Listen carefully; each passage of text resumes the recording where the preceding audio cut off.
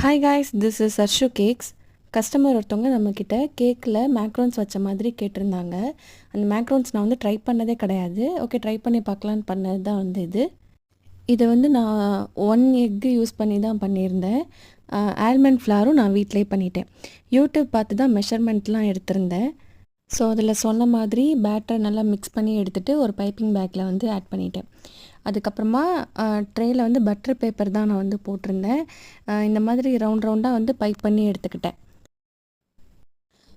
நல்லா டேப் பண்ணிவிட்டு அன்ஈவனாக இருந்த ஷேப்பெல்லாம் டூத்பிக் யூஸ் பண்ணி ஈவன் பண்ணி எடுத்துக்கிட்டேன். அப்புறமா இதை அப்படியே ஒரு 40 மினிட்ஸ் இல்லை 40 மினிட்ஸ்க்கு மேலேயே நான் அப்படியே ட்ரை பண்ண விட்டுட்டேன். அதை தொட்டு பார்த்தா இதுலேயுமே ஒட்டாமல் இருக்கிற மாதிரி பார்த்துக்கிட்டேன். அப்புறமா பேக் பண்ணதுக்கப்புறமா பார்க்க இப்படி தான் இருந்துச்சு. கீழே ஓடிஜியில் பாட்டம் ராடில் வச்சு தான் நான் பேக் பண்ணியிருந்தேன். அழகாகவே இருந்தது. மேலே மட்டும் ஒரு ஸ்மூத் ஃபினிஷ் இல்லாமல் இருந்தது, மற்றபடிலாம் அழகாகவே இருந்தது. அப்புறமா இதுக்கு ஃபில்லிங் ஆட் பண்ணியிருந்தேன்.